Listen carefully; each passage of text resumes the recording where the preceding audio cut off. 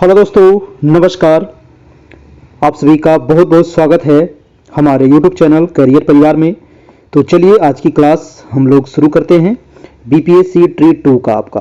और BPSC tree 2 का daily आपकी जो क्लास चल रही है रात में 9 बजे से आपकी डेली क्लास होती है, जिसमें हम लोग दोस्तों टेस्ट आपका डेली चल रहा है। आज जो टेस्ट होगा ये टेस्ट नंबर आपका 28 यहाँ पर होगा, जिसमें हम लोग ज्योग्राफी के आज हम 40 महत्वपूर्ण सवाल यहाँ पर देखेंगे। ठीक है, ज्योग्राफी के 40 महत्वपूर्ण सवाल देखेंगे जो आपका 6 to 8, 9, 10th और 11, 12th सभी के लिए आपका बहुत इंपॉर्टेंट है। और अगर आपको एनसीईआरटी, अगर आपको 6 to 10 आपको यहाँ पर एमसीक्यू नोट्स उपलब्ध हो जाएगा, तो जिनको भी 6 से लेकर के 10 क्लास तक एमसीक्यू अगर नोट्स चाहिए तो इस नंबर पे आप व्हाट्सएप कीजिए, आपको उपलब्ध हो जाएगा। उसमें 351 अभी मात्र चार्ज है ना। 351 आपको पे करने के बाद इसी नंबर पर पे करना है, फोन पे, गूगल पे, ऑनलाइन, और इसी नंबर व्हाट्सएप पर आप हमको मैसेज कर दीजिएगा। वहां पर आपको सारे मटेरियल मिल जाएंगे, जितने भी टेस्ट हुआ है, जितना भी आपका 6 से 10 तक एमसीक्यू चैप्टर वाइज नोट्स जो है आपका एमसीक्यू, वो आपको उपलब्ध हो जाएगा। चलिए शुरू करते हैं आज की क्लास। और ये आपका एनसीईआरटी पर बेस्ड होगा दोस्तों, है ना। बहुत ही इंपॉर्टेंट सेशन है, पूरा वीडियो देखिएगा, शुरू से अंत तक देखिएगा। तो 9 बजे से आपकी डेली टेस्ट होती है, तो 9 बजे बिल्कुल आपको तैयार रहना है।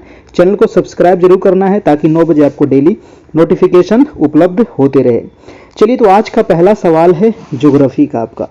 ठीक है, ज्योग्राफी का पहला सवाल है दोस्तों कि राष्ट्रीय आपदा प्रबंधन अधिनियम किस वर्ष का है? बताइए, राष्ट्रीय आपदा प्रबंधन अधिनियम जो पारित हुआ था ये कब पारित हुआ था, ये सवाल आपसे पूछ रहा है। तो ये जो हुआ था 2001 में, 2005 में या 2010 में? इसका राइट आंसर हो जाएगा 2005 ईस्वी में। 2005 में ही राष्ट्रीय आपदा प्रबंधन अधिनियम पारित किया गया था। और ये जो राष्ट्रीय आपदा प्रबंधन अधिनियम है दोस्तों, इसी के तहत दोस्तों राष्ट्रीय आपदा प्रबंधन प्राधिकरण का भी गठन किया गया था, यानी कि एनडीआरएफ का गठन किया गया था, राष्ट्रीय संकट अनुक्रिया बल, है ना। राष्ट्रीय आपदा प्रबंधन जो अधिनियम है ना, इसी के तहत ही केंद्र सरकार के द्वारा इसी समय ही आपका एनडीआरएफ की भी स्थापना हुई थी। तो ये भी आपको याद रखिएगा 2005 ईस्वी में। अगला प्रश्न है आपका दूसरा है आपका कि राष्ट्रीय आपदा प्रबंधन प्राधिकरण के पदेन अध्यक्ष कौन होते हैं? बहुत अच्छा प्रश्न है। राष्ट्रीय आपदा प्रबंधन अधिनियम, तो राष्ट्रीय आपदा जो प्रबंधन अधिनियम है इसके पदेन अध्यक्ष कौन होते हैं? जल्दी से आप बताइएगा, इसका आंसर क्या होगा, है ना। इसका आंसर क्या होगा दोस्तों?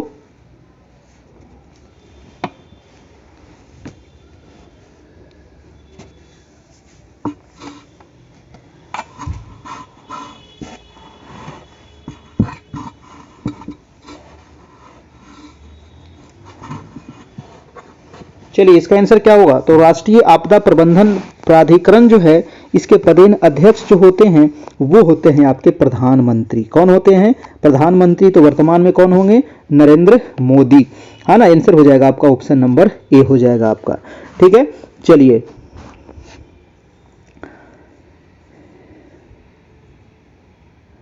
हाँ, ये तो देखिए केंद्र में हो गया ना। राष्ट्रीय आपदा अगर पूछे, है ना, राष्ट्रीय आपदा प्रबंधन अधिनियम प्राधिकरण अगर पूछे तब आपके प्रधानमंत्री हो जाएंगे। अगर पूछे राज्य आपदा प्रबंधन प्राधिकरण जो होंगे उसके अध्यक्ष कौन होंगे? ठीक है, अगर राज्य यहां पर शब्द लगा दिया जाए तो राज्य वाला हो जाएगा दोस्तों मुख्यमंत्री, है ना।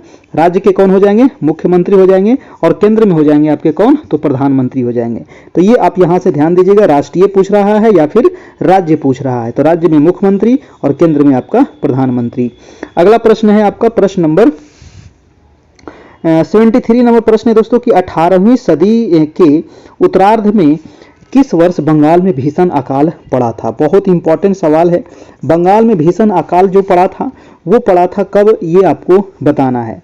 ठीक है, तो ये हुआ था आपका 1770 ईस्वी में। राइट आंसर हो जाएगा आपका बी नंबर। ठीक है, और ये अकाल कहाँ पड़ा था? तो बंगाल में अकाल पड़ा था दोस्तों। इस अकाल में बहुत लोगों की मौत हो गई थी, बहुत ज्यादा। ठीक है, और उस समय जो बंगाल था, बंगाल, उड़ीसा, पश्चिम बंगाल, है ना, ये अभी बिहार, ये सब मिला करके एक बंगाल कहा जाता था। जैसे बांग्लादेश भी उसी में आता था पहले, उड़ीसा आता था, बिहार आता था, झारखंड आता था, तो ये पूरा मिला करके बंगाल होता था। और इस बंगाल में मरने वाले की जो संख्या थी लगभग 1 करोड़ संख्या थी दोस्तों। मतलब कि अकाल से 1 करोड़ लोगों की उस समय मृत्यु हो गई थी आपका। बहुत ज्यादा लोगों की मृत्यु हुई थी आपका। ठीक है, तो ये यहाँ से ध्यान रखिएगा। अगला प्रश्न चलते हैं, आपका प्रश्न नंबर है आपका 74 नंबर। कह रहा है कि बिहार के दक्षिणी गंगा के मैदान की औसत ढाल किस ओर है। देखिए, बिहार के दक्षिणी गंगा के मैदान की औसत ढाल कह रहा है। अब देखिए, नदी जिस ओर ढाल रहेगा नदी उसी ओर बहेगी, है ना। हमारी जो गंगा नदी बह रही है वो कैसे बह रही है, ठीक है। अगर गंगा नदी को देखिएगा तो यहाँ से लगभग निकलती है उत्तराखंड से और इस ओर बह रही है, यानी कि ढाल दोस्तों इस तरफ है ढाल, तब तो इस तरफ बह रही है ना। इधर काहे नहीं बह रही है, ढाल उधर नहीं है तो ढाल उधर नहीं बह रही है। अब देखिए, पश्चिमी घाट की जितनी भी नदियां देख रहे होंगे तो सब बह रही है किधर, बंगाल की खाड़ी की तरफ बह रही है। इसका मतलब क्या हुआ, ढाल जो है वो बंगाल की खाड़ी की तरफ है ना, तब तो उधर की ओर बह रही है। तो वही पूछ रहा है कि बिहार के दक्षिणी गंगा के मैदान जो है वो औसत ढाल किस ओर है। दक्षिणी गंगा का मैदान, गंगा बिहार से दोस्तों बीचों बीचों से गंगा नदी आपकी बहती है ना, बीच बीच से गंगा नदी बहती है। इसमें बहुत सारी नदियां आकर के मिलती है, सहायक नदियां, कि आपको ध्यान होना चाहिए। इसका आंसर क्या होगा, इसका जो आंसर हो जाएगा वो हो जाएगा आपका दक्षिण से उत्तर की ओर। ठीक है, दक्षिणी गंगा की मैदान, है ना, दक्षिण गंगा की मैदान की औसत ढाल जो पूछ रहा है ये दक्षिण से दोस्तों उत्तर की ओर है ना। दक्षिण गंगा के मैदान की ढाल कह रहा था, है ना, दक्षिण गंगा के मैदान की ढाल। ये क्वेश्चन पे थोड़ा सा गौर करिएगा, बहुत सारे लोग इसमें क्या गलत करेंगे, ये समझ जाएंगे कि गंगा नदी की ढाल पूछ रहा है हमसे। गंगा नदी की ढाल आपसे नहीं पूछ रहा है, आपसे पूछ रहा है कि जैसे मान लीजिए ये दोस्तों आपका बिहार है, ठीक है, ये आपका बिहार है, तो बिहार का जो गंगा का मैदान है, गंगा क्योंकि बीच से बहती है तो गंगा का मैदान ये बीच वाला भाग होगा क्या, गंगा का मैदान का ये भाग है ना। तो गंगा का मैदान का ये जो भाग है तो इसका ढाल किधर है। अब सोन नदी इधर से जा रही है, इसका मतलब क्या हुआ, दक्षिण से उत्तर की ओर ढाल है, तब तो इधर सोन नदी बह रही है। सोन है, आपका पुनपुन है, फल्गु है, बहुत सारा कर्मनासा है ना, अजय है, बहुत सारी नदियां हैं छोटी छोटी जो किस में जाकर के मिल जाती है, गंगा नदी मिल जाती है। इसका मतलब क्या हुआ, जो ढाल है ना वो दक्षिण से किधर है, उत्तर की ओर है, तब तो गंगा नदी में जाकर मिल रही है ना। तो इसका आंसर क्या होगा, ऑप्शन नंबर बी होगा। इसमें देखिए बहुत सारे लोग समझ क्या जाएंगे कि गंगा का ढाल हमसे पूछ रहा है, गंगा का ढाल नहीं पूछ रहा है, दक्षिण गंगा का जो मैदान है उसकी औसत ढाल पूछ रहा है। क्वेश्चन पे थोड़ा सा ध्यान दीजिएगा, नहीं तो गड़बड़ हो जाएगा आपका। दक्षिण गंगा का मैदान में पटना, गया, भोजपुर, रोहतास, नवादा ये सभी जिला आ जाएगा आपका। ठीक है, चलिए अगला प्रश्न है आपका कि सोमेश्वर की पहाड़ी से निकलने वाली बिहार की नदी का क्या नाम है। सोमेश्वर की पहाड़ी, अब देखिए यही सवाल आपसे पूछेगा कि सोमेश्वर की पहाड़ी आखिर है कहाँ। तो सोमेश्वर की पहाड़ी तो सबको पता है कि सोमेश्वर की जो पहाड़ी है ये आपको वेस्ट चंपारण में मिलेगा आपको। ठीक है, और ये हिमालय का पर्वत पदीय भाग है आपका सोमेश्वर की पहाड़ी, है ना। जैसे कि हिमालय का 3 भाग है आपका, है ना, महान हिमालय, मध्य हिमालय, शिवालिक हिमालय। तो सोमेश्वर की जो पहाड़ी है वो शिवालिक हिमालय का भाग है आपका। तो ये सोमेश्वर की पहाड़ी से निकलने वाली बिहार की नदी पूछ रहा है। तो बिहार की नदी दोस्तों वो है आपका बूढ़ी गंडक नदी। कौन सी नदी हो जाएगी, बूढ़ी गंडक नदी, है ना, बूढ़ी गंडक नदी। ठीक है, तो आंसर क्या हो जाएगा आपका, आंसर नंबर ए हो जाएगा आपका दोस्तों। चलिए अगला प्रश्न देखते हैं आपका। अगला प्रश्न है आपका 76 नंबर। कह रहा है कि बिहार राज्य के बरौनी में स्थित तेल शोधक कारखाना किसकी इकाई है ना। बिहार में तेल शोधक जो कारखाना है, बिहार के तेल शोधक कारखाना कहाँ है, बरौनी में है ना। सबको पता है कि बिहार में तेल शोधक कारखाना कहाँ है, बरौनी में है। और बरौनी कहाँ है दोस्तों, बताइएगा कि बरौनी किस जिला में पड़ता है, ये कमेंट कर दीजिएगा आप लोग। ठीक है, तो ये तेल शोधक कारखाना जो है ये कह रहा है कि किसकी इकाई है ना, ONGC का है या भारतीय तेल निगम का है या हिंदुस्तान पेट्रोलियम का है। तो भारतीय तेल निगम का है दोस्तों, है ना। ये किसकी इकाई है, भारतीय तेल निगम का, ये है आपका बरौनी का तेल शोधक कारखाना। ठीक है, बरौनी का तेल शोधक कारखाना। और ये बरौनी का जो स्थापना हुआ था ये किसकी सहायता से हुआ था दोस्तों, तो ये रूस की सहायता से हुआ था। ठीक है, रूस और रोमानिया दोनों का सहयोग इसमें था, है ना। रूस और रोमानिया के सहयोग से ही दोस्तों आपका बरौनी तेल शोधक कारखाना की स्थापना हुई थी। और ये जो बरौनी तेल शोधक कारखाना है ये 1964 से कार्यरत है आपका। ठीक है, 1964 से ये कार्यरत है, याद रखिएगा। अगला प्रश्न है आपका प्रश्न नंबर 77। प्रश्न है कि वह कौन सा स्थान है जिसकी स्थिति 3 समुद्रों के मिलन स्थल पर है। अब देखिए 3 समुद्र के मिलन स्थल पर कौन होगा, लक्षद्वीप, कोलकाता, कन्याकुमारी, एक से अधिक कोई नहीं। ये तो बिल्कुल अच्छा प्रश्न है ना, बहुत ही बढ़िया सवाल है। अब 3 समुद्र कहां पर मिलेगा, तो यही जो कोना दिख रहा है आपको, यहीं पर 3 समुद्र मिलेगा। इधर आपका बंगाल की खाड़ी, इधर हो गया आपका अरब सागर और नीचे हो गया आपका हिंद महासागर, है कि नहीं। इधर क्या है, अरब सागर है, इधर बंगाल की खाड़ी और नीचे है हिंद महासागर। तो यहां पर वाला जो भाग है ये तीनों को टच कर रहा है। तो ये जो है आपका कन्याकुमारी है और ये किस राज्य में आएगा, तो सबको पता है कि तमिलनाडु में। क्वेश्चन भी पूछा जाता है कि भारत का, है ना, मुख्य भारत का सबसे दक्षिणतम बिंदु कौन सी है, तो वो है कन्याकुमारी। और संपूर्ण भारत अगर पूछते तो संपूर्ण भारत हो जाता इंदिरा पॉइंट आपका, ठीक है, जो आपका कहां है, अंडमान निकोबार में है इंदिरा पॉइंट, है ना। और ये कन्याकुमारी कितना अक्षांश डिग्री है दोस्तों, तो कन्याकुमारी हो जाएगा 8 डिग्री 4 मिनट, जबकि जो इंदिरा पॉइंट है इसका कितना हो जाएगा, तो 6 डिग्री 45 मिनट। ये दोनों आप याद रखिएगा, इंदिरा पॉइंट वाला 6 डिग्री 45 मिनट अक्षांशीय आपका, और आपका 8 डिग्री 4 मिनट ये कन्याकुमारी का है आपका, ठीक है, भारत का सबसे दक्षिणतम बिंदु हो गया। अगला प्रश्न चलते हैं, आपका प्रश्न नंबर है कि हिमालय की सर्वोच्च चोटी कौन सी है। देखिए हिमालय की सर्वोच्च चोटी सबको याद होगा, हिमालय की सर्वोच्च चोटी सॉरी देखिए चोटी नहीं, यहाँ श्रेणी पूछ रहा था, मैंने गलत पढ़ लिया। सर्वोच्च चोटी तो आपका माउंट एवरेस्ट हो जाएगा, लेकिन यहाँ पर क्वेश्चन में क्या है, श्रेणी। बहुत सारे लोग इसमें खोजेंगे, चोटी कई लोग खोजने लगेंगे, तो चोटी तो हो जाएगा माउंट एवरेस्ट, और माउंट एवरेस्ट यहाँ पर ऑप्शन में कहीं नहीं मिलेगा, तो ऑप्शन ई नंबर मार देंगे कत्ते आदमी, तो जो आपका क्या हो जाएगा, गलत हो जाएगा। यहाँ पर श्रेणी पूछ रहा है। आपको पता है कि जो हिमालय दोस्तों ये मुख्य रूप से 3 श्रेणी है आपका, महान हिमालय, मध्य हिमालय, शिवालिक हिमालय। सबसे उत्तर वाला है इसको क्या कहते हैं, महान हिमालय। दूसरे नंबर पर जो है इसको मध्य हिमालय, और सबसे जो दक्षिणतम जो दक्षिण में है उसको कहते हैं तीसरा नंबर शिवालिक हिमालय। तो हमसे पूछ रहा था दोस्तों सर्वोच्च श्रेणी, तो जितने भी सर्वोच्च श्रेणियां हैं वो दोस्तों महान हिमालय में है, ठीक है। महान हिमालय को बहुत सारे नामों से जाना जाता है, इसी को कहते हैं हिमाद्री। क्या कहते हैं इसी को हिमाद्री कहते हैं, ग्रेट हिमालय कहते हैं, महान हिमालय कहते हैं, है ना, बहुत सारे नाम से इसको जाना जाता है। यानी कि आंसर क्या हो जाएगा आपका, ऑप्शन नंबर बी हो जाएगा। ये जो हिमाद्री है ना, इसकी औसत ऊंचाई पूछा जाता है तो 6000 मीटर इसकी औसत ऊंचाई है, ठीक है, बहुत ज्यादा ऊंचा है ये, 6000 मीटर इसकी औसत ऊंचाई है। विश्व की जो सबसे सर्वोच्च चोटियां है ना, जितनी भी चोटियां बड़े बड़े आपको दिखता है, कंचनजंगा, माउंट एवरेस्ट, है ना, धौलागिरी, मकालू, मनसालू, नंदा देवी, ये सारे कहाँ मिलेंगे, तो सब मिलेंगे आपको कहाँ दोस्तों, तो महान हिमालय में ही, इसी में आपको देखने मिलेगा, जिसकी ऊंचाई जो है एवरेज ऊंचाई 6000 से ज्यादा है इसका, ठीक है, एवरेज 6000 इसका हो जाएगा आपका, ठीक है।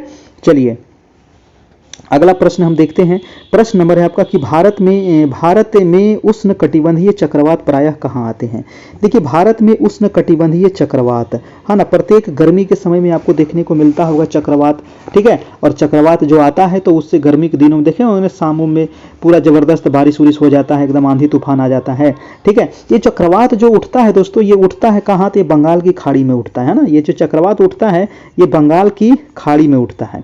देखिए होता क्या है ना कि ये तो बंगाल की खाड़ी, ये पानी वाला क्षेत्र है, और ये वाला जो भारत का एरिया है ये क्या हो जाता है, गर्मी के दिन में बहुत गर्म हो जाता है उत्तर भारत, और गर्म होने से क्या होती है, हवा गर्म होने के बाद यहाँ क्या हो जाता है, हल्की हो जाती है, और हवा हल्की होने के बाद क्या होगी, हवा ऊपर उठ जाती है, और यहाँ पर बन जाता है लो प्रेशर, है ना, मध्य मतलब उत्तरी भारत में क्या बन जाता है, लो प्रेशर, ठीक है। तो यहाँ हो गया लो प्रेशर, यहाँ पानी में है हाई प्रेशर, तो हवाएं क्या करेगी, ये खींचेगी इधर, है ना, ये खींचेगी, और यहीं से चक्रवात उठता है। चक्रवात उठने से ये आपको मतलब भारत की तरफ चलती है, और बांग्लादेश नहीं, ये आपका पश्चिम बंगाल हो गया, उड़ीसा हो गया, बिहार हो गया, झारखंड हो गया, इसमें जबरदस्त बारिश करती है। ऑप्शन में दिया गया है उड़ीसा, तो इसका आंसर हो जाएगा आपका ऑप्शन नंबर सी हो जाएगा। देखिए जो चक्रवात है ना, इसको बहुत सारे नामों से भारत में जाना जाता है, ठीक है, इसको बहुत सारे नामों से भारत में जानते हैं, है ना, याद रखिएगा, ठीक है। चलिए इसको पश्चिम बंगाल में काल वैसाखी कहते हैं, याद रखना है ना। और इसको असम में क्या कहते हैं दोस्तों, असम में जो बारिश होती है ना तो उससे वहाँ जो चाय का खेती होता है उसमें काफ़ी हेल्प होता है। और जो कर्नाटक में होता है उसको चेरी ब्लॉजम कहते हैं ना, और वहाँ पर दोस्तों जो फूलों की खेती होती है उसमें काफ़ी हेल्प होता है। और जो केरल है, तो केरल में जो वर्षा हो जाती है आपको इस चक्रवात से, तो आम्र वर्षा जिसको कहते हैं, तो केरल में जो आम का सीजन होता है उसमें बहुत ज़्यादा फायदा होता है आपका, ठीक है। लेकिन उत्तर भारत में इससे कोई फायदा होता नहीं, इसलिए यहाँ पर कोई नाम नहीं है। लेकिन पंजाब में इसी चक्रवात को कहते हैं धूल भरी आंधी, है ना, तो सभी जगह इसका अलग अलग नाम है, ये नाम आपको बार बार पूछा जाएगा। और इसी प्रकार से देखिए चक्रवात और भी है, जैसे कि हिंद महासागर में आपसे अगर पूछा जाएगा कि हिंद महासागर में कौन से चक्रवात उठता है, तो हिंद महासागर में दोस्तों जो चक्रवात होता है उसको चक्रवात कहते हैं, है ना। बहुत सारे नामों से इसको जानते हैं। हिंद महासागर में जो तूफान आता है उसको चक्रवात कहते हैं। अटलांटिक महासागर में जो आता है उसको हरिकेन कहते हैं। पश्चिम प्रशांत महासागर में जो आता है उसको टाइफून कहते हैं, है ना। टाइफून जो है ये टाइफून चक्रवात आएगा चीन में, है ना। ये भी पूछा जाता है कि टाइफून जो चक्रवात आता है ये कहाँ आता है, तो टाइफून है दोस्तों आपका चाइना वाला, ठीक है। टाइफून कहाँ आता है, चीन में आता है, ठीक है। दक्षिण चीन सागर में टाइफून आता है आपका, याद रखिएगा। और ऑस्ट्रेलिया में जो हवाएं चक्रवातीय हवा होती है उसको विली विली कहते हैं। तो ये अलग अलग नामों से इसको जाना जाता है।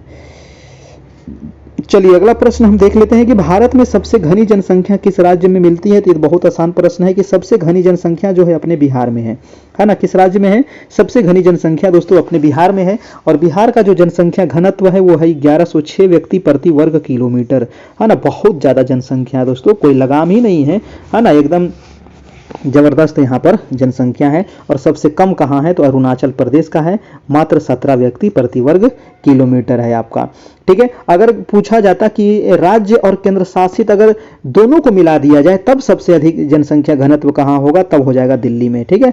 राज्य और केंद्र शासित मिला करके अगर पूछे तब हो जाएगा दिल्ली में हो जाएगा, ये भी आपको ध्यान रखना है। सबसे अधिक जनसंख्या कहाँ है, तो उत्तर प्रदेश। सबसे कम जनसंख्या कहाँ है, तो सिक्किम में है। सब सर्वाधिक लिंगानुपात कहाँ है, तो लिंगानुपात केरल में है। सबसे न्यूनतम लिंगानुपात वाला राज्य हरियाणा में है। सारा चीज आपको याद रखिएगा। अगला प्रश्न चलते हैं आपका 81 नंबर। और वीडियो को अभी तक आप लोग लाइक नहीं किए हैं तो थोड़ा सा लाइक भी कर दीजिए। और डेली 9 बजे से आपकी टेस्ट होती है। और यहाँ पर दोस्तों आपको सारे पीडीएफ मिल जाएंगे 7857824310।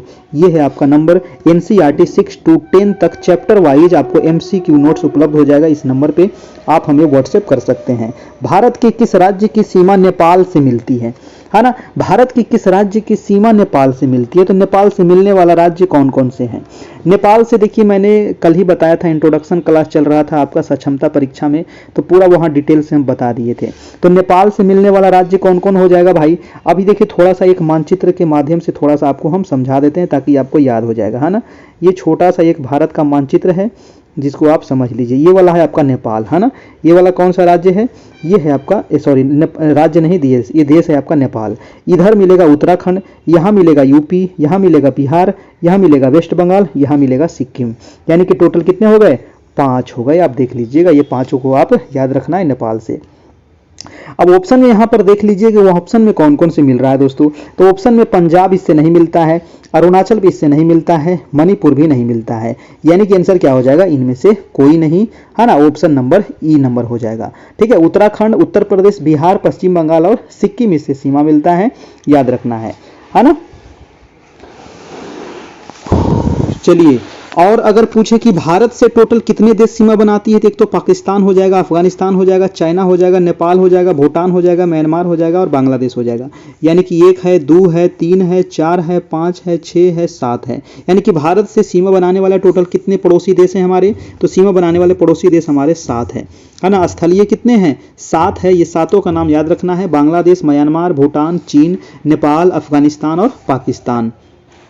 पाकिस्तान से कौन कौन से राज्य से सीमा बनती है, पाकिस्तान वाला देख लीजिए। थोड़ा सा इसको हम एक एक करके मिटाते हैं, है ना। पाकिस्तान वाला देखिएगा तो पाकिस्तान पे यहाँ पर मिलेगा गुजरात, राजस्थान, पंजाब, जम्मू कश्मीर, लद्दाख। यानी कि पाकिस्तान से दोस्तों 3 राज्य और 2 केंद्र शासित प्रदेश, है ना। पाकिस्तान से 3 राज्य और 2 केंद्र शासित प्रदेश है, आपका याद रखिएगा।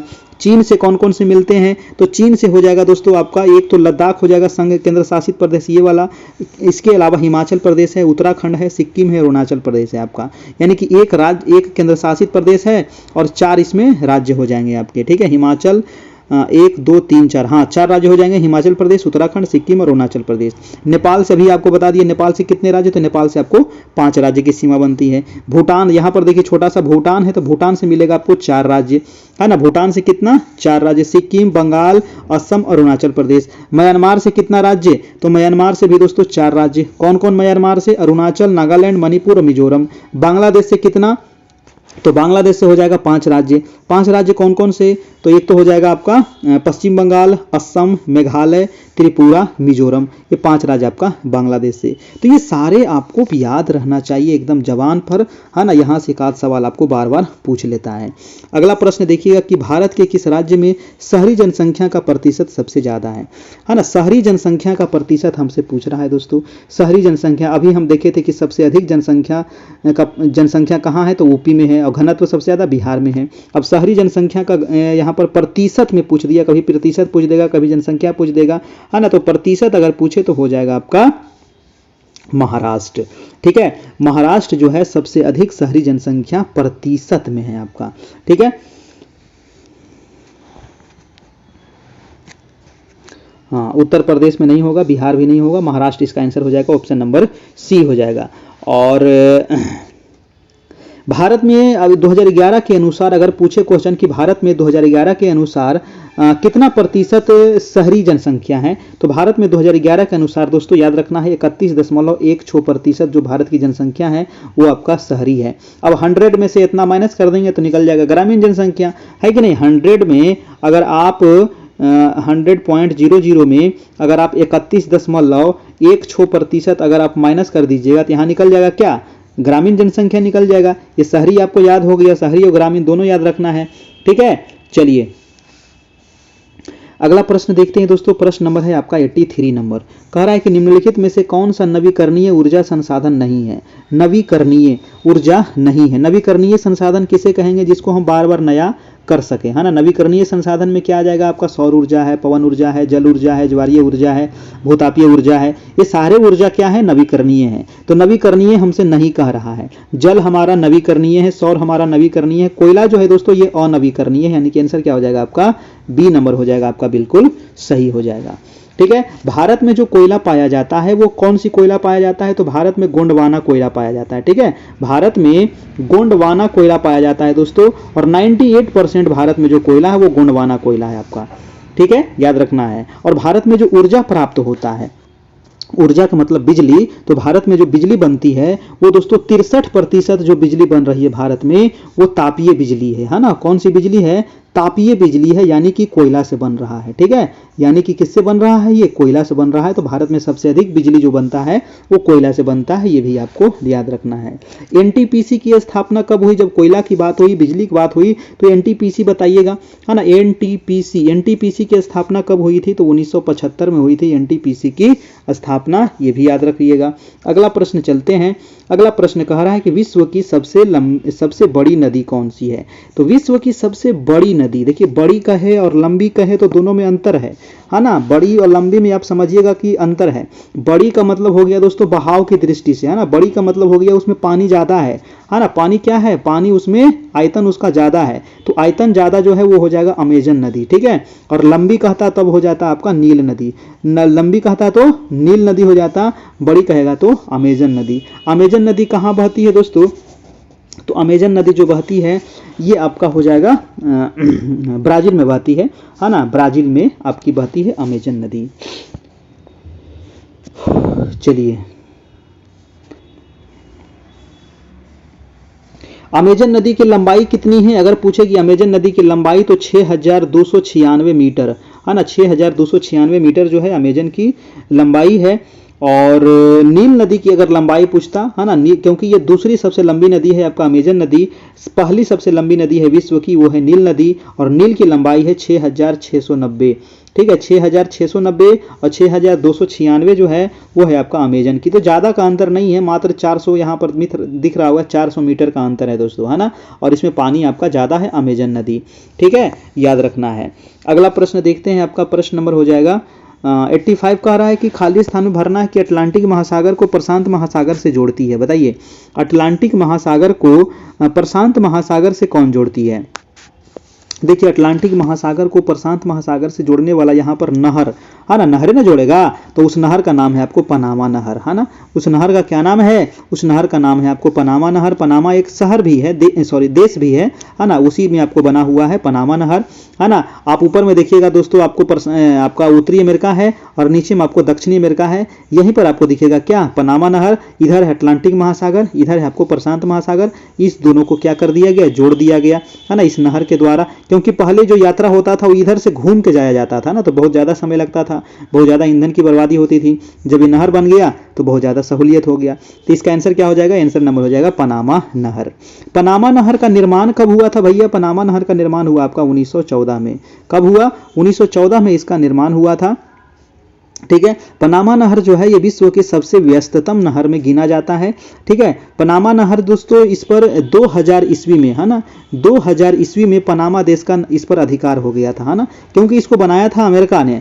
ठीक है, उत्तरी अमेरिका इसको बनाया था, तो इस पर दोस्तों जो अधिकार था वो उसी का था, लेकिन 2000 ईस्वी में पनामा इस पर, अब पनामा का इस पर अधिकार हो गया आपका। ठीक है, पनामा, है ना, पनामा का अधिकार हो गया।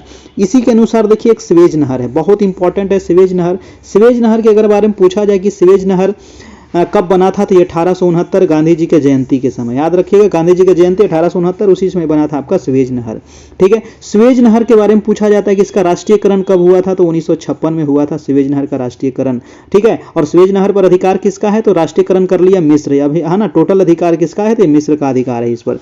ठीक है, चलिए स्वेज नहर, स्वेज नहर किसको किसको जोड़ता है, तो ये भूमध्य सागर और लाल सागर को जोड़ता है स्वेज नहर। पाक स्टेट तो आपको पता ही होगा दोस्तों कि पाक स्टेट जो है ये भारत और श्रीलंका के बीच में है ना, भारत और श्रीलंका के बीच में पाक स्टेट। ठीक है, ये है आपको श्रीलंका, है ना, यहीं पर है आपको पाक स्टेट। तो ये भारत और श्रीलंका, PALK, ठीक है, पाक स्टेट, ये आपको यहाँ से याद रखना है। इसके अलावा कुछ और नहरें हैं, जैसे कि सू नहर है ना, जितने भी नहर है देख लीजिएगा। सू नहर जो है दोस्तों ये सुपीरियर झील और ह्यूरॉन झील को जोड़ता है आपका। ठीक है, सू नहर किसको किसको जोड़ता है, नोट कर लेना है, सुपीरियर झील और ह्यूरॉन झील को। कील नहर, एक पूछा जाता है कील नहर, तो कील नहर किसको किसको जोड़ता है, ये उत्तरी सागर को बाल्टिक सागर से जोड़ता है। ठीक है, कील नहर उत्तरी सागर को बाल्टिक सागर से।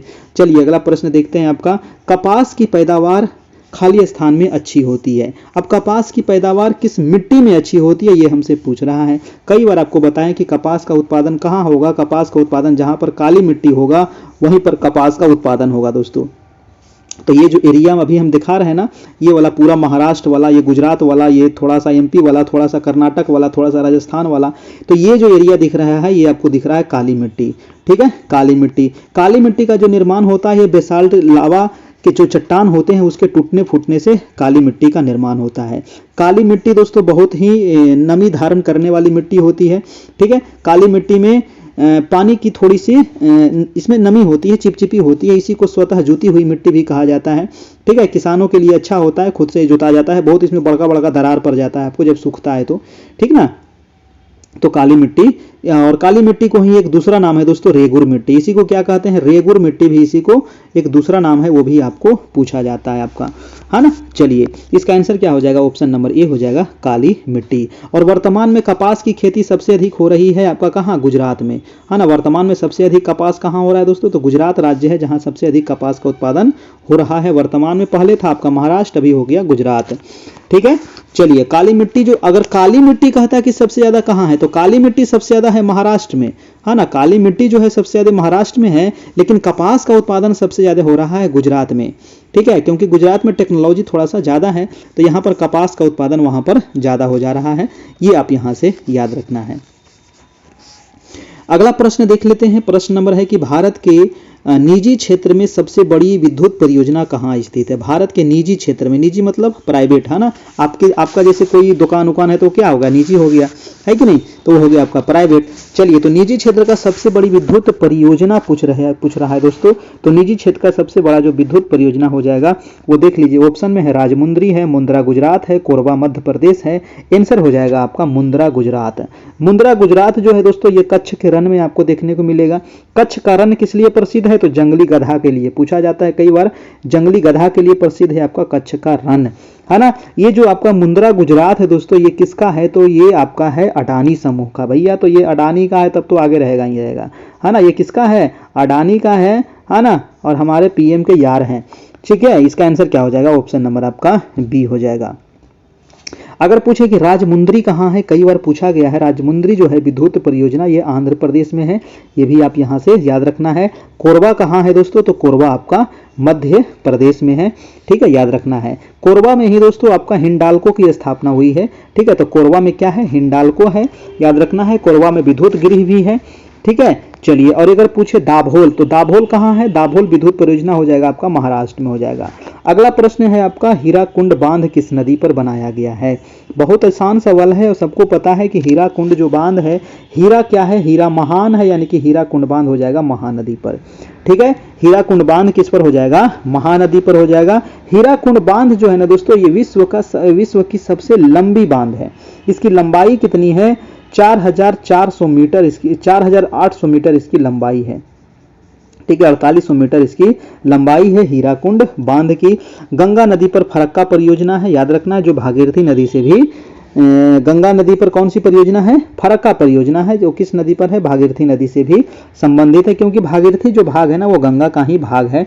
ठीक है, फरक्का बैराज जो है ना वहीं से अलग होता है आपका भागीरथी नदी, ये आपको यहाँ से याद रखिएगा दोस्तों। ठीक है, भागीरथी। अगला प्रश्न चलते हैं, कावेरी। कावेरी के बारे में तो आपको पता ही है कि कावेरी कुर्ग ब्रह्मगिरी से निकलती है, कर्नाटक से आपका, है ना, और ये जाकर के गिर जाती है कहाँ पर ही? तो ये गिर जाती है आपको बंगाल की खाड़ी में। ठीक है, चलिए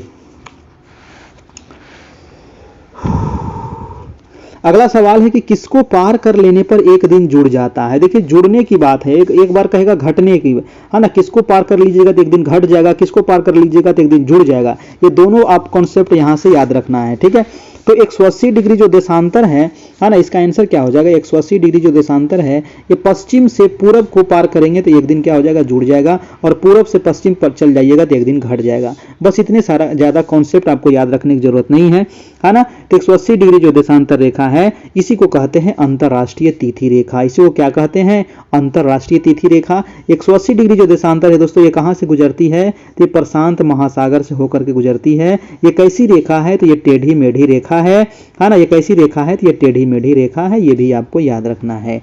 ठीक है, चलिए, और एक देशांतर को पार करने में कितना लगता है? तो 4 मिनट लगता है दोस्तों, याद है ना, एक देशांतर को पार करने में 4 मिनट लगता है। वो वाला भी कॉन्सेप्ट आप यहां से याद रखना है, क्योंकि भारत के बीचों बीच से कौन सी देशांतर रेखा गुजरती है? तो भारत के बीचों बीच से दोस्तों 82.5 डिग्री देशांतर, और यही भारत का क्या है? मानक समय रेखा है, जो इलाहाबाद के नैनी से गुजरती है। कितने राज्य से गुजरती है? तो 5 राज्य से। कौन कौन? तो यूपी हो गया, एमपी हो गया, छत्तीसगढ़ हो गया, उड़ीसा हो गया और आंध्र प्रदेश हो गया। ये 5 राज्य से होकर के गुजरती है आपका। ठीक है, और यहीं से सबका निर्धारण होता है। 0 डिग्री जो ग्रीनविच है वो कहाँ है? तो लंदन में है। ठीक है, 0 डिग्री से हम कितना आगे हैं? तो 82.5 डिग्री हम आगे हैं, है ना। 0 डिग्री से 82.5 डिग्री में आगे हैं, और कितना समय में आगे हैं? तो 5.5 घंटा हम आगे हैं।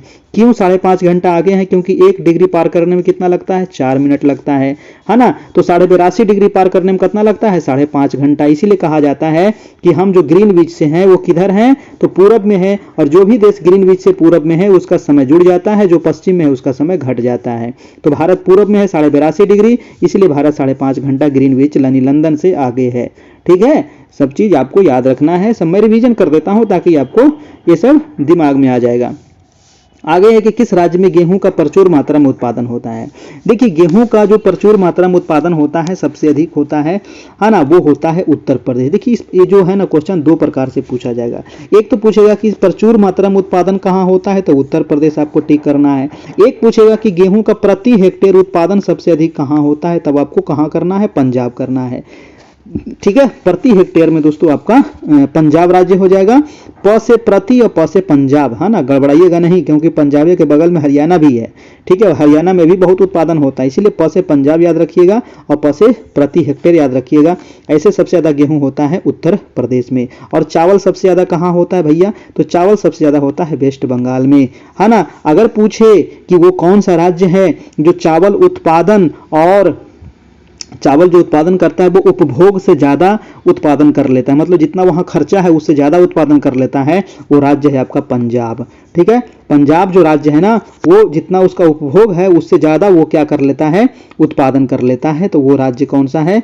वो राज्य हो जाएगा आपका पंजाब। और यहाँ पर गेहूं का उत्पादन सबसे अधिक कहाँ हो रहा है? पंजाब में हो रहा है। प्रति हेक्टेयर में कहाँ होगा? गेहूं का उत्पादन उत्तर प्रदेश होगा, प्रति हेक्टेयर में आपका पंजाब हो जाएगा। ये सारे सवाल आपको पूछता रहता है, आप याद रखना है। गन्ना में अगर पूछे भैया कि गन्ना में अधिकतम उत्पादन कहाँ होता है, तो गन्ना सबसे ज्यादा यूपी। लेकिन गन्ना से क्या बनता है? आपका चीनी बनता है, लेकिन चीनी सबसे ज्यादा कहाँ है? तो महाराष्ट्र, है ना, तो क्योंकि महाराष्ट्र में मिल ज़्यादा है इसीलिए चीनी वहाँ पर ज़्यादा हो रहा है। यूपी में खेत ज़्यादा है, लंबाई चौड़ाई ज़्यादा है, तो यहाँ पर गन्ना ज़्यादा हो जाता है। ठीक है, आलू सबसे अधिक कहाँ होता है, तो आलू होता है यूपी में। आलू सबसे ज़्यादा दोस्तों यूपी में। आलू दोस्तों भारत में किसने लाया था, तो आलू को भारत में लाया था पुर्तगाली ने।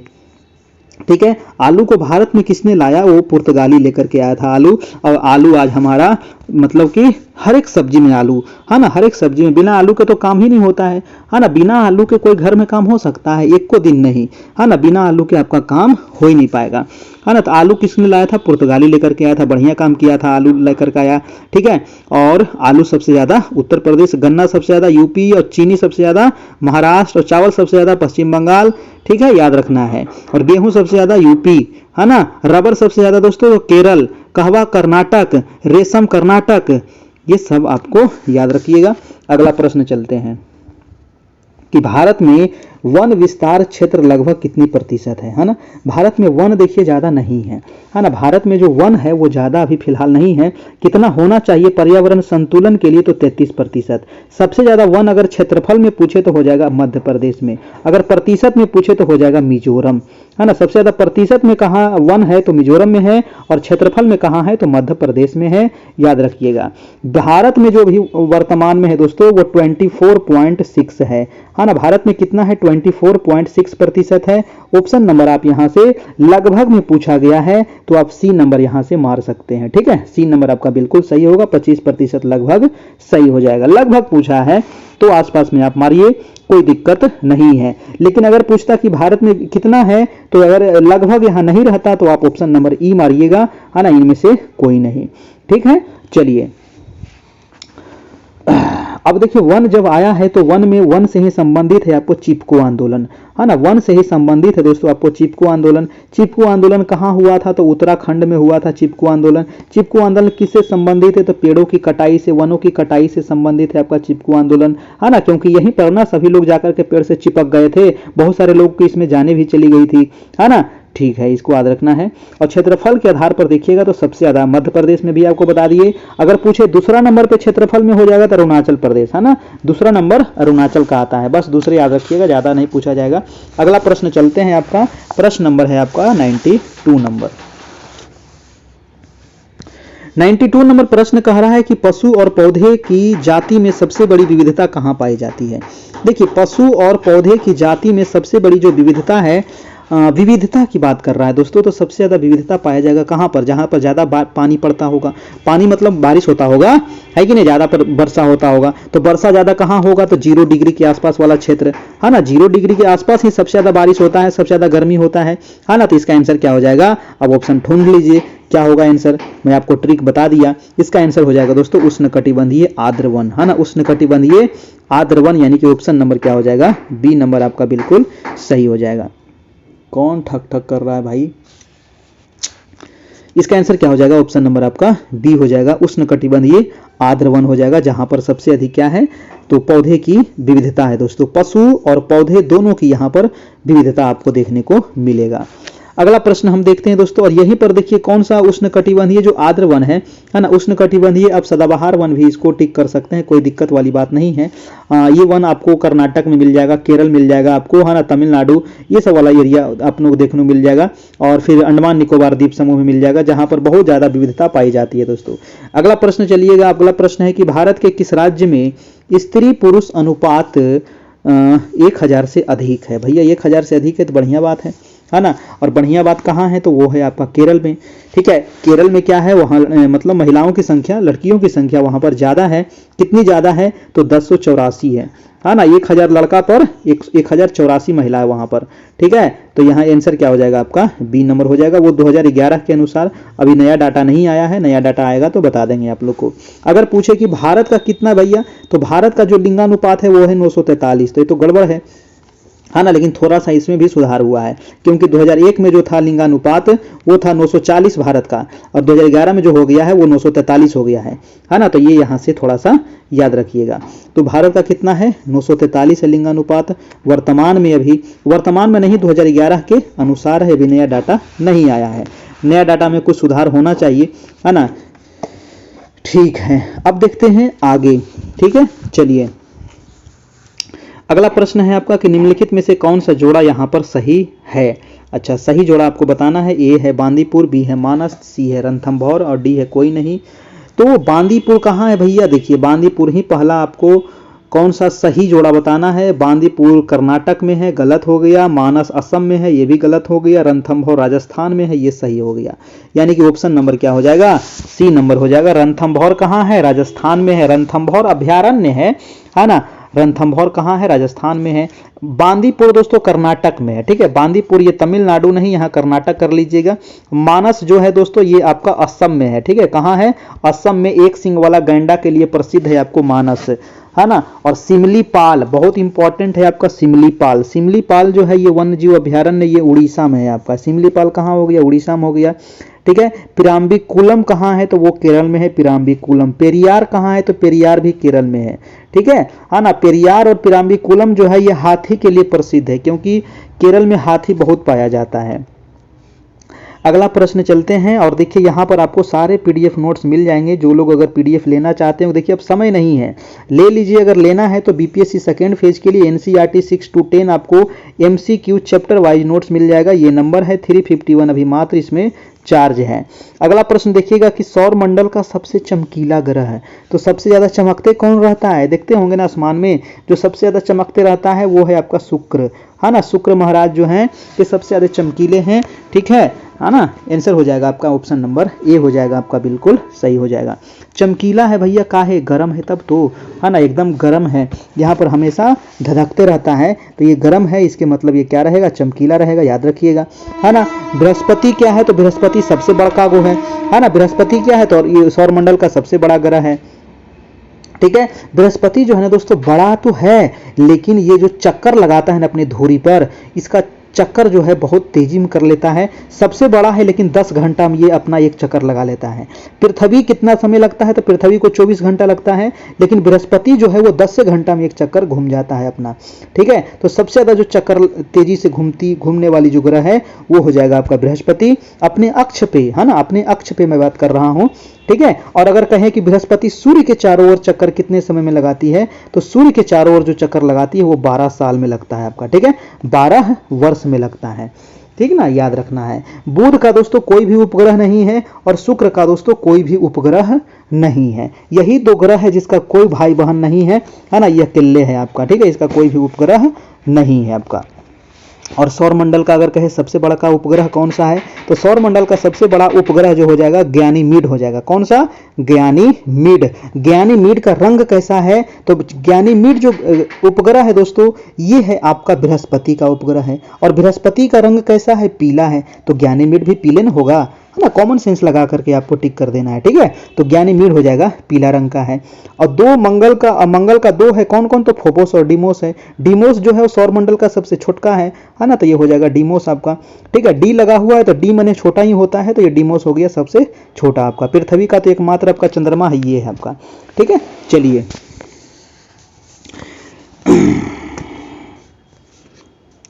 चंद्रमा के अध्ययन करने वाले को क्या कहते हैं, है ना। चंद्रमा का जो सतह है, उसकी आंतरिक स्थिति है, उसके अध्ययन करने वाले को सेलेनोलॉजी कहते हैं। ये भी क्वेश्चन पूछा गया है कि चंद्रमा के अध्ययन करने वाले को क्या कहते हैं, सेलेनोलॉजी। अगला प्रश्न है आपका 96 नंबर। देखिए इतना मेहनत करते हैं तो आप लोग का एक लाइक बनता है ना, और चैनल पर नए हो तो सब्सक्राइब भी का बनता है, और अपने दोस्तों को भी शेयर करना बनता है, ठीक है। चलिए प्रश्न है कि किस अवधि में पूरा भारतवर्ष दक्षिण पश्चिम मानसून के प्रभाव में आ जाता है। दक्षिण पश्चिम मानसून के प्रभाव में जो भारत आ जाता है वो पूरा कह रहा है, दक्षिण पश्चिम मानसून किस अवधि में पूरा भारतवर्ष जो है दक्षिण पश्चिम मानसून के प्रभाव में आ जाता है। 20 से 30 जून, 1 से 10 जून, 10 से 20 जून। देखिए ऑप्शन के अनुसार अगर यहां पर देखें तो 15 जुलाई, है ना, याद रखिएगा 15 जुलाई को दोस्तों ये पूरा मानसून जो है पूरे भारत में सक्रिय हो जाता है ना। तो पूरा भारतवर्ष दक्षिण पश्चिम मानसून के प्रभाव में, देखिए 15 जुलाई तक ऑप्शन में नहीं दिख रहा है ना, ये 20 से 30 जून दिख रहा है ना, यहाँ तक होता है लेकिन पूरा भारतवर्ष में नहीं हो पाता है। कहीं कहीं ऑप्शन देखिए सी भी दे देता है, ऐसे इसका ऑप्शन जो है 15 जुलाई तक आपको पूरे भारत में सक्रिय हो जाता है ना। इसका आंसर ऑप्शन नंबर ई होना चाहिए यहाँ से, ये भी आप यहाँ से याद रखिएगा। सबसे पहले जो मानसून आता है वो कहाँ पर आता है, सबसे पहले जो मानसून आता आता है वो केरल में आता है ना। सबसे पहले कहाँ पे आएगा तो केरल में आएगा। कब आता है दोस्तों तो जून के प्रथम सप्ताह यानी कि 1 जून को आता है। ठीक है, जून के प्रथम सप्ताह यानी कि 1 जून को आता है। इसका आंसर जो हो जाएगा वो 15 जुलाई हो जाएगा, वो जो ऑप्शन में नहीं है। अगला प्रश्न देखते हैं आपका कि थिम्पू कहाँ की राजधानी है। बहुत बढ़िया सवाल है। थिम्पू तो भारत का पड़ोसी देश है। थिम्पू है ना, देश नहीं है, मतलब वो राजधानी है किसका तो भूटान का है ना। भूटान की राजधानी थिम्पू। और भूटान किस किस से सीमा बनाता है एक बार बता दीजिएगा। भूटान जो है इधर देखिएगा ना, भूटान के इधर रहेगा आपका सिक्किम है ना। इधर कौन सा देश है राज्य है तो ये हो जाए सिक्किम है ना। इधर कौन सा है तो ये हो जाएगा अरुणाचल प्रदेश। यहाँ पे हो जाएगा आपका असम है ना, और यहाँ पर हो जाएगा आपका वेस्ट बंगाल। तो ये 4 राज्यों से सीमा बना रहा है दोस्तों आपका भूटान। ठीक है, भारत के 4 राज्य से आपका है ना, ये चारों राज्य याद रखिएगा भूटान के बारे में। भूटान की राजधानी थिम्पू। ठीक है, भूटान की राजधानी थिम्पू। और नेपाल की राजधानी काठमांडू। उत्तर कोरिया की राजधानी प्योंगयांग, याद रखना है। उत्तर कोरिया की राजधानी, ये राजधानी पूछ लिया जाता है, प्योंगयांग उत्तर कोरिया। दक्षिण कोरिया की राजधानी सियोल। जो देश हमेशा चर्चा में रहता है ना उसके बारे में हमेशा पूछ लेगा राजधानी, कभी राष्ट्रपति कभी प्रधानमंत्री। ठीक है, या फिर जो नया बना हो उसके बारे में आपका। तो उत्तर कोरिया प्योंगयांग राजधानी, और दक्षिण कोरिया की राजधानी सियोल। उत्तर और दक्षिण कोरिया की मुद्रा क्या है तो वान है। थाईलैंड की राजधानी क्या है बैंकॉक है ना, याद रखना है। चलिए अगला प्रश्न है आपका 98 नंबर। 98 है कि वायुमंडल के ऊपरी भाग में ओजोन परत हमारी रक्षा करती है। देखिए ओजोन परत जो है ना ये किस मंडल में है दोस्तों तो ये समताप मंडल में है। ठीक है, किसमें है समताप मंडल में है। ओजोन परत की ऊंचाई कितनी है तो 20 किलोमीटर ऊंचाई पर है ना। हमसे कितनी ऊंचाई पर है ये 20 किलोमीटर की ऊंचाई पर है। और जो भी सूर्य की पराबैंगनी किरणें आती है उसको क्या कर लेती है ये सोख लेती है। तो इसका आंसर क्या हो जाएगा पराबैंगनी विकिरण है ना। हमारी रक्षा किससे कर रही है तो दृश्य से नहीं, अवरक्त से नहीं, पराबैंगनी विकिरण से हमारी ये रक्षा कर रही है ओजोन परत। ठीक है ना। ओजोन का क्या होता है O3 होता है। ओजोन परत जो अभी ह्रास हो रहा है इसका मुख्य कारण क्या है ना। तो ओजोन परत के जो क्षरण का मुख्य कारण है वो है CFC यानी कि क्लोरोफ्लोरोकार्बन। और क्लोरोफ्लोरोकार्बन दोस्तों ये सबसे महत्वपूर्ण है, जिससे क्या हो रहा है हमारा ओजोन परत मतलब कि धीरे धीरे उसका जो छटते जा रहा है ना, क्षरण हो रहा है दोस्तों, कम होते जा रहा है। और यही कारण है कि गर्मी बढ़ रही है। गर्मी बढ़ रही है तो गर्मी बढ़ेगा, ग्लोबल वार्मिंग हो रहा है आपका है ना। बहुत प्रकार की बीमारियां फैलेगी फिर इससे। चलिए अगला प्रश्न हम देखते हैं। कह रहा है कि बिहार का विषाद क्या है। तो बिहार का विषाद का मतलब क्या होता है शोक है ना। बिहार का विषाद का मतलब क्या हो गया शोक। तो शोक है आपका बिहार का कोसी नदी है ना, जो प्रत्येक साल हजारों लोगों को लेकर डूब जाता है ना। तो वो हो जाएगा आपका कोसी नदी बिहार का शोक। बंगाल का शोक दामोदर है ना। बंगाल का शोक दामोदर। ऐसे अब शोक नहीं रहा दामोदर, क्योंकि दामोदर के ऊपर इतने बांध बना दिया गया ना कि अब ये शांत हो गया है ना। देखिए जब भी कोई आदमी उधियाता है ना तो उसके ऊपर बांध बना दिया जाता है। ठीक है, जब लड़कन उधियाता है तो उसको शादी कर दिया जाता है। उसी तरीके से नदी भी है ना। नदी उधियाता है तो क्या करते हैं इसके ऊपर से बांध बना देते हैं, तब ये शांत हो जाता है। वही बतिया ये भी है ना। ये दामोदर क्या हो गया शांत हो गया। पहले बड़ी उधियाता था, पूरा बंगाल और पूरा झारखंड को पकड़ के धुन देता था ये। ठीक है, लेकिन अब क्या हो गया ये शांत हो गया है ना, क्योंकि इसके ऊपर क्या कर दिया गया बहुत लाद दिया गया बांध बना के। ठीक है, तब ये शांत हो गया, अब नहीं उधियाता है। उसी तरीके से बिहार का कोसी है, तो बिहार के कोसी अभी उधियाता है ना, क्योंकि इसके ऊपर उतना ज़्यादा बांध नहीं है। ठीक ना, क्योंकि ये रास्ता बदल लेता है। आज बह रहा है इधर से, कल बहेगा इधर से है ना। इधर से बहते बहते इधर चल जाएगा आपका है ना। इसीलिए रास्ता बदलने वाली नदी भी इसको कहा जाता है, अपने मार्ग बदलने वाली नदी। ये हो गया आपका कोसी। अगला प्रश्न देखिएगा सोन कहाँ से निकलती है सोन अमरकंटक से है ना। अगला प्रश्न है कि भारत की पहली बहुउद्देशीय परियोजना का निर्माण किस नदी पर हुआ था। देखिए भारत की पहली बहुउद्देशीय परियोजना है ना, बहुउद्देशीय नाम ही इसका बहुउद्देशीय मतलब बहुत सारे उद्देश्य से इसको बनाया जाता है ना। बहुत सारे उद्देश्य से बांध बना दिया गया, यातायात के लिए दोस्तों, मछली पालन के लिए, नौकायन के लिए, आपका पर्यटन के लिए है ना, सिंचाई के लिए, बहुत सारी चीज़ों के लिए इसको बनाया जाता है। तो वो कह रहा है पहला कौन था दामोदर है ना। पहला जो था DVC, इसको कहते हैं DVC दामोदर वैली कारपोरेशन है ना। दामोदर वैली कारपोरेशन है ना, दामोदर बहुउद्देशीय परियोजना।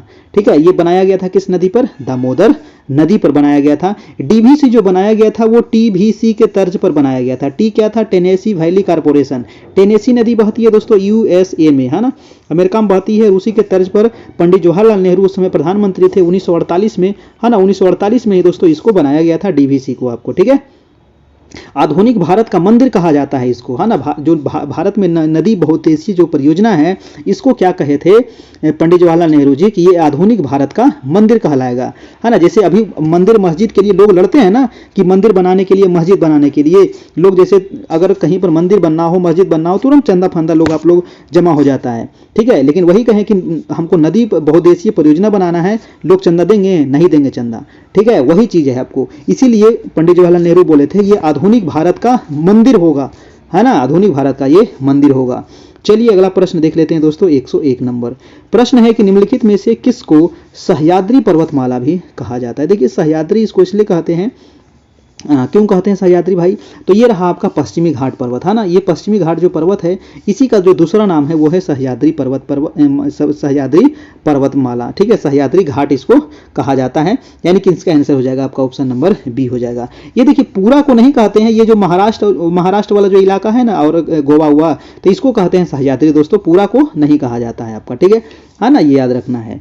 तो इसका आंसर क्या हो जाएगा आपका 101 का ऑप्शन नंबर बी हो जाएगा आपका बिल्कुल सही। पश्चिमी घाट जो है हमारा है ना, ये जो आपको पश्चिमी घाट अभी आपको बताए थे, है ना, ये जो पश्चिमी घाट है, तो पश्चिमी घाट की औसत ऊंचाई जो है ये 1200 मीटर है, ठीक है। जैसे जैसे हम नीचे की ओर जाते हैं इसकी ऊंचाई क्या हो जाता है, बढ़ते चला जाता है ना। जैसे कि पश्चिमी घाट की सबसे ऊंची चोटी का क्या नाम है, अनाई मोडी, आपको पता है ना, पश्चिमी चोटी का सबसे ऊंची चोटी अनाई मोडी। अनाई मोडी की ऊंचाई कितनी है दोस्तों, 2695 मीटर, ठीक है, 2695 मीटर इसकी आपकी ऊंचाई है, सबसे ऊंची चोटी है अनाई मोडी। अन्नामलाई श्रेणी पर आपका ये स्थित है केरल में। अगर दूसरी सबसे ऊंची चोटी का है तो दूसरी सबसे ऊंची चोटी हो जाएगा आपका दोदा बेटा, है ना, डोडा बेटा या दोदा बेटा इसको कहते हैं, ठीक है। तो दोदा बेटा हो जाएगा आपकी दूसरी सबसे ऊंची चोटी दक्षिण भारत की, और इसकी ऊंचाई है 2637 मीटर, ठीक है, 2637 मीटर है। ये दोदा बेटा आपको यहाँ पर है तमिलनाडु में, ठीक है। ये नीलगिरी पश्चिमी घाट और पूर्वी घाट दोनों आकर के यहाँ पर क्या हो जाती है, मिल जाती है ना। ये घाट है एक रूप में आपका। और एक क्वेश्चन ये भी पूछा जाता है, जो नीलगिरी पर्वत है ये किस किस राज्य में फैला हुआ है, ये केरल में भी है, तमिलनाडु में भी है, कर्नाटक में भी है, ठीक है। तो नीलगिरी 3 राज्य में है, लेकिन जो ये दोदा बेटा है आपका, ये आपको पड़ता है आपको तमिलनाडु में दोस्तों। इसकी ऊंचाई याद रखना है 2637 मीटर। और दक्षिण भारत की सबसे ऊंची चोटी अनाईमुडी अन्नामलाई पर्वत पर है 2695 मीटर। चलिए अगला प्रश्न हम देख लेते हैं। बहुत सारा सवाल है आपको यहाँ से, है ना, और भी पूछा जाएगा, जैसे कोंकण, है ना, कोंकण रेलवे, है ना, आपका मालाबार तट किसको कहते हैं, कोंकण तट किसको कहते हैं। तो कोंकण तट यहाँ महाराष्ट्र से लेकर के दोस्तों यहाँ पर गोवा तक को जो तट है उसको कोंकण तट कहेंगे। कर्नाटक का जो तट है उसको काकीनाडा तट कहेंगे। केरल का जो तट है उसको मालाबार तट कहेंगे। तमिलनाडु का जो तट है इसको कोरोमंडल तट कहेंगे, है ना। उड़ीसा आंध्र प्रदेश का जो तट है उसको उत्तरी सरकार तट कहेंगे, ठीक है, ये आपको याद रखना है। ये गुजरात का तट है इसको काठियावाड़ तट कहेंगे, ठीक है। ये आपको पूछा जाता है तट के नाम भी आपका। चलिए बहुत सारा चीज बताते चलते हैं ताकि आप लोग देखिए 40 क्वेश्चन ये कहने के लिए, लेकिन 40 से ज्यादा हम 400 बता देते हैं, है ना। प्रश्न आपको है कहाँ गया जी, हाँ 101 हो गया ना, ठीक है। 102 नंबर, चलिए चारागाह को पंपास कहा जाता है, बताइए चारागाह को पंपास कहाँ कहते हैं। चारागाह का मतलब क्या हुआ, ये घास का मैदान है आपका, ठीक है, ये घास का मैदान है इसलिए इसको कहते हैं चारागाह। और पंपास इसको कहाँ पर कहा जाता है, ये सवाल है आपका। पंपास कहते हैं दोस्तों दक्षिण अमेरिका में, ठीक है। पंपास कहाँ पर कहते हैं, ये है दक्षिण अमेरिका। ये दक्षिण अमेरिका का थोड़ा सा मानचित्र हम बनाते हैं, इस प्रकार से है ना, इस प्रकार से है दक्षिण अमेरिका आपका, ठीक है। दक्षिण अमेरिका जो है, ये जो दक्षिण अमेरिका आपका ये है दक्षिण अमेरिका। तो दक्षिण अमेरिका में जो घास के मैदान है दोस्तों इसको कहते हैं आपको पंपास, ठीक है। आंसर क्या हो जाएगा आपका दक्षिण अमेरिका, ऑप्शन नंबर आपका डी हो जाएगा आपका बिल्कुल सही। इसी प्रकार के और भी घास के मैदान है, जैसे पंपास। पंपास जो घास का मैदान है ये कहाँ है, तो अर्जेंटीना में, है ना। ये अर्जेंटीना आपको यहाँ पर दिखेगा, ठीक है, अर्जेंटीना ये है आपका। तो ये पंपास जो है अर्जेंटीना आपका घास का मैदान कहाँ है, तो पंपास में है, पूछा जाता है। अगर पूछे प्रेरी, तो प्रेरी घास का मैदान कहाँ है भाई, प्रेरी हो जाएगा आपका यूएसए में हो जाएगा। अगर पूछे वेल्ड का घास का मैदान कहाँ है, तो साउथ अफ्रीका हो जाएगा आपका। अगर पूछे डाउन्स घास का मैदान कहाँ है, तो ये ऑस्ट्रेलिया हो जाएगा आपका, ठीक है। डाउन्स घास का मैदान ऑस्ट्रेलिया हो जाएगा आपका, ठीक है। अगर पूछे स्टेपीज, ठीक है, अगर स्टेपीज पूछे तो स्टेपीज कहाँ हो जाएगा दोस्तों, आपका एशिया और यूरोप में हो जाएगा, स्टेपीज हो जाएगा। पुस्ताज अगर पूछे कि पुस्ताज कहाँ है, तो हंगरी में हो जाएगा पुस्ताज। बहुत सारे घास का मैदान है दोस्तों, ये आपको याद रखना है, पूछा जाता है। अगला है जोजिला दर्रा किसको किसको जोड़ता है, बताइए। जोजिला बुर्जिल, है ना। जोजिला जो दर्रा है ये आपको मिलेगा कहाँ, जोजिला और बुर्जिल जो दोनों है, जोजिला है आपका लद्दाख में और बुर्जिल है आपका जम्मू कश्मीर में। तो जोजिला दर्रा जो है दोस्तों ये लद्दाख में पड़ता है। ये किसको किसको जोड़ता है, तो ये श्रीनगर को, है ना, श्रीनगर प्लस लेह, है ना, श्रीनगर को लेह से जोड़ता है। कहाँ गया, ऑप्शन नंबर ये हो जाएगा। जोजिला दर्रा श्रीनगर को लेह से जोड़ता है आपका, ठीक है। चलिए, सीप किला दर्रा जो है, सीप किला दर्रा ये जो है इसका निर्माण जो होता है वो सतलज नदी के द्वारा हुआ है, सीप किला दर्रा का। जलेपला दर्रा जो है दोस्तों, सीप किला और जलेपला दोनों सिक्किम में है ना। जलेपला और सीप किला दोनों सिक्किम में है, इसका तीस्ता नदी द्वारा इसका निर्माण हुआ है, ठीक है। और बुर्जिल जो है ये आपका कश्मीर में है आपका, ठीक है, याद रखिएगा। बहुत सारे दर्रा हैं। उसके बारे में अगला प्रश्न देखते हैं कि अधिकांश मौसमी घटनाएं होती है, अधिकांश जो मौसमी घटनाएं होती है ये किस में संपन्न होती है, ये आपसे पूछ रहा है। अधिकांश मौसमी घटनाएं किस में संपन्न होती है, समताप मंडल, क्षोभ मंडल या फिर आपका आयन मंडल, किस में होती है अधिकांश मौसमी घटनाएं दोस्तों, क्या होगा। तो मौसम वाली घटनाएं क्षोभ मंडल में होता है ना। क्षोभ मंडल में ही सारे मौसम घटनाएं, ओलावृष्टि, जलवायु, मौसम, है ना, सब चीज, आंधी तूफान, ओलावृष्टि, पानी पड़ना, ठीक है, सब चीज कहाँ होता है, सब क्षोभ मंडल में ही होता है। क्षोभ मंडल की अगर पूछे दोस्तों औसत ऊंचाई कितनी है, क्षोभ मंडल की औसत ऊंचाई हो जाएगा आपका 13 किलोमीटर, कहीं कहीं 14 किलोमीटर भी देता है। क्षोभ मंडल की अगर पूछे अधिकतम ऊंचाई कितनी है तो 18 किलोमीटर, क्षोभ मंडल की सबसे कम ऊंचाई कितनी है तो 8 किलोमीटर, ठीक है, याद रखिएगा। क्षोभ मंडल, है ना, सारी घटना आपका इसी में देखने को मिलता है। देखिए क्षोभ मंडल जो होता है इसका क्वेश्चन पूछा जाता है कि इसकी मोटाई, है ना, इसकी जो मोटाई है दोस्तों ये अधिकतम कहाँ पे होगा। तो क्षोभ मंडल की जो मोटाई है ये अधिकतम मिलेगा आपको कहाँ पर, आपको विषुवत रेखा पर, है ना। क्षोभ मंडल की जो मोटाई होती है सबसे ज़्यादा वो होती है विषुवत रेखा यानी कि 0 डिग्री पर दोस्तों इसकी मोटाई ज़्यादा होती है, ठीक है। चलिए अगला प्रश्न हम देख लेते हैं। प्रश्न नंबर है आपका 105 नंबर। 105 है कि फूलों की घाटी, बताइए फूलों की घाटी क्या होगा। फूलों की घाटी यानी कि वैली ऑफ फ्लावर्स राष्ट्रीय उद्यान भारत के किस राज्य में है, जो यूनेस्को की विश्व धरोहर सूची में भी शामिल है और अपनी स्थानीय अल्पाइन फूलों और वनस्पतियों की विविधता वाले मैदानों के लिए भी जाना जाता है। देखिए फूलों की घाटी आपको सबको पता है कि ये उत्तराखंड में पड़ता है आपका, ठीक है।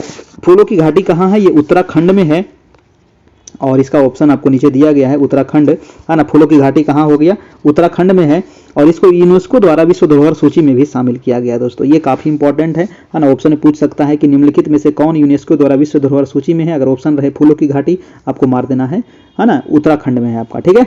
चलिए और उत्तराखंड के किस जिले में है, तो चमौली, है ना, किस जिले में, चमौली जिले में आपका, ठीक है, चमौली जिला में है। अगला प्रश्न है दोस्तों आपका प्रश्न नंबर 106 नंबर।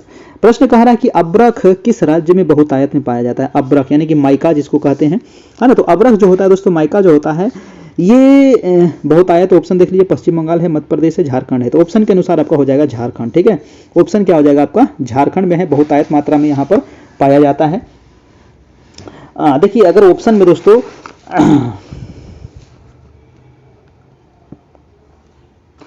आंध्र प्रदेश अगर ऑप्शन में रहता ना तो आंध्र प्रदेश भी यहाँ से टिक करते थे, क्योंकि आंध्र प्रदेश में अभी उत्पादन इसका ज़्यादा होने लगा है, समझे ना। माइका का जो उत्पादन है अभी आंध्र प्रदेश में ज़्यादा होने लगा है और झारखंड में तो खैर होता ही है। तो आंध्र प्रदेश और झारखंड इसका सही आंसर होता है। कि आंध्र प्रदेश नहीं है तो ऑप्शन नंबर सी आप यहाँ से टिक कर सकते हैं, है ना। चलिए आप देखिए ना, माइका अब्रख नहीं देखे हैं, झारखंड जाइएगा तो आपको मिल जाएगा, एकदम चमचम चमचम करते रहेगा दोस्तों, परत दर परत ये होता है आपका, है ना, परत दर परत होता है। अगला प्रश्न है आपका 107 नंबर कह रहा है कि 49वीं पैरेलल किन दो देशों के बीच सीमा बनाती है दोस्तों। 49वीं समानांतर जो रेखा है ये किसके बीच सीमा बनाता है, बहुत बहुत इंपॉर्टेंट है और सबसे शांत यही रेखा माना जाता है अभी, है ना। दुनिया में सबसे शांत जो आपका हम रेखा कह सकते हैं दो देशों के बीच में, वो है 49वीं पैरेलल लाइन। ये है आपको अमेरिका और कनाडा के बीच में दोस्तों, है ना। अमेरिका और कनाडा के बीच में है ना। ये 49 डिग्री को ही मान लिया है अपना सीमा रेखा, है ना। कितना अच्छा बात है, 49 डिग्री को ही, 49 डिग्री के उत्तर में जो है वो कनाडा है, 49 डिग्री के जो दक्षिण में है वो अमेरिका है आपका, ठीक है। तो ये हो जाएगा आपका अमेरिका और कनाडा के बीच में है। अगर पूछे कि 38वीं समानांतर रेखा, 38वीं जो अक्षांश रेखा है ये किसके किसके बीच है, तो ये भी उत्तर कोरिया और दक्षिण कोरिया है, बहुत बढ़िया। एक वो पूछेगा आपको 17वीं, है ना। ये 3 को बस याद रखिएगा, डिग्री वाला 3 गो है आपका, एक 38वीं है, एक 49वीं, एक 17वीं है। तो 17वीं जो हो जाएगा उत्तरी वियतनाम और दक्षिणी वियतनाम, 38वीं हो जाएगा उत्तरी कोरिया दक्षिणी कोरिया, 49वीं हो जाएगा अमेरिका और कनाडा। बस ये 3 गो आप यहाँ से रट लीजिएगा, काम हो जाएगा। अगला प्रश्न है कि भारत सरकार ने कब राष्ट्रीय पेयजल मिशन चालू किया था? भारत सरकार ने कब राष्ट्रीय पेयजल मिशन, देखिए राष्ट्रीय पेयजल मिशन जो चालू हुआ था ये हुआ था 1986 में। कब हुआ था? 1986 में हुआ था राष्ट्रीय पेयजल मिशन चालू हुआ था। याद रखना है, राष्ट्रीय ग्रामीण पेयजल योजना, है ना। और इस योजना के तहत ये था कि ग्रामीण क्षेत्र में 40 लीटर प्रति परिवार प्रतिदिन सुरक्षित पेयजल मुहैया कराने का लक्ष्य इसमें रखा गया था, ना। प्रति परिवार कितना लीटर? 40 लीटर आपका ग्रामीण क्षेत्र में। अगला प्रश्न है आपका प्रश्न नंबर 109 नंबर। प्रश्न कह रहा है कि हार्वेस्टर और थ्रेशर का प्रयोग किस कार्य में करते हैं? भैया हार्वेस्टर थ्रेशर तो ये दो हर एक किसान बता सकता है कि हार्वेस्टर का प्रयोग हम लोग कृषि में करते हैं, है कि नहीं। हार्वेस्टर थ्रेशर लगता है ना जी, जब गेहूं कटता है तो थ्रेशर उसका यूज किया जाता है। आंसर क्या हो जाएगा आपका? कृषि क्षेत्र में, है ना। ऑप्शन क्या हो जाएगा आपका? बी नंबर आपका कृषि क्षेत्र में आपको इसका प्रयोग किया जाता है। हार्वेस्टर के द्वारा फसल की कटाई होती है ना। थ्रेशर के द्वारा क्या होता है, जो हम लोग गेहूं जो आता है तो गेहूं उस थ्रेशर में डाला जाता है और भूसा बाहर निकल जाता है और गेहूं अलग हो जाता है, ठीक है, वही तो है थ्रेशर आपका। अगला प्रश्न देखिएगा 110 नंबर। 110 नंबर सवाल कह रहा है कि भारत में स्थापित सबसे पहला सफल लोहा इस्पात उद्योग कौन सा है? देखिए भारत में स्थापित पहला कह रहा है, ये क्वेश्चन पे भी थोड़ा सा गौर करिएगा, है ना, क्योंकि यहाँ पर पहला पूछा हुआ है और सफल पूछा हुआ है, ठीक है। पहला पूछा हुआ है, सफल पूछा हुआ है, तो भारत में स्थापित पहला सफल लोहा इस्पात उद्योग जो था वो था टाटा, ठीक है। टाटा लोहा और इस्पात कंपनी, यानी जिसको कहते हैं टिस्को, है ना। टिस्को, इसकी जो स्थापना हुई थी सबको पता होना चाहिए 1907 ईस्वी में। कब? तो 1907 में इसकी स्थापना हुई थी, ठीक है। इसका आंसर हो जाएगा आपका ऑप्शन नंबर सी हो जाएगा। चलिए तो अगला प्रश्न हम देखते हैं। अच्छा, इतना ही सवाल था आपका, 110 तक था। तो ये रहा दोस्तों आज का क्लास। कैसा लगा बीपीएससी ट्री 2 के लिए? और 1,22,000 इस बार वैकेंसी है। इस बार फॉर्म भी कम भराया है ना, इस बार फॉर्म भी कम भराया। कारण क्या है? कारण यही है कि इस बार फर्जी नहीं भरे हैं, है ना। फर्जी नहीं भरे हैं इस बार, याद रखिएगा। फर्जी पिछला बार बहुत भरा दोस्तों, बहुत ही फर्जी लोग फार्म भर दिए थे बिना मतलब के, है ना। और ये कार्रवाई होनी चाहिए। फर्जी लोग फार्म भर भर के झूठ मूठ के यहाँ पर भीड़ लगा देते हैं, है ना, कंपटीशन बढ़ा देते हैं, किसी तरीके से ढूक ढाक जाते हैं। लेकिन इस बार बहुत बढ़िया कर रहा है और अभी भी बहुत सारे लोग फर्जी का रिजल्ट हो गया है, नियुक्ति पत्र भी मिल गया है। जांच पड़ताल होनी चाहिए जम के, उन लोग को एकदम जेल में ठूसना चाहिए उन लोग को बढ़िया से दोस्तों, ठीक है। और जो अभ्यर्थी इस बार थोड़ा सा चूक गए हैं ना, तो एकदम घबराइए नहीं, इस बार आपका हो जाएगा 100%, है ना। माता रानी आप लोग को इस बार जरूर करवा देगी दोस्तों, ठीक है। लेकिन माता रानी पर भरोसा तो है, लेकिन खुद पर भी भरोसा रखना पड़ेगा और मेहनत पर रखना पड़ेगा, तभी होगा, है ना। मेहनत कीजिएगा तभी आपको फल मिलेगा, अच्छा नहीं कीजिएगा तो फल नहीं मिलेगा, है ना। आम रोपिएगा तो आम में ना पाइएगा कि आपको जामुन मिल जाएगा, नहीं ना। इसीलिए मेहनत करिए तब आपको फल मिल जाएगा। 1,22,000 जो है उसमें आप आ जाइएगा, समझ गए ना। चलिए यहाँ पर देखिए, जो अभी एनसीईआरटी 6 से लेकर के 10 क्लास तक सामाजिक विज्ञान का आपका एमसीक्यू नोट्स चैप्टर वाइज आपको मिल जाएगा। हर एक चैप्टर का अलग अलग है, हर एक सब्जेक्ट का अलग अलग है। 351 उसमें चार्ज है ना। 100% रिजल्ट की गारंटी है।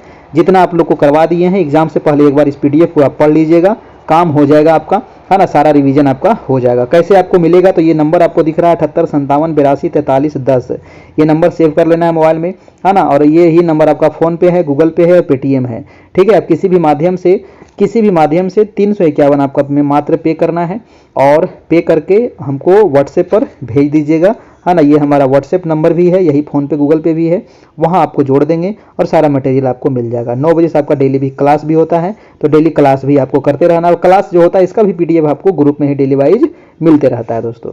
तो ये रहा आज का क्लास। कैसा लगा बताइएगा नीचे कमेंट करके जरूर। आप लोग देखिए देखते हैं और भाग जाते हैं फुर से, अरे भैया कुछ तो बताइए, खराब लगा बढ़िया लगा कुछ तो बोलिए, हाँ ना। मुंह तो खोलिए, कुछ तो बोलना पड़ेगा ना।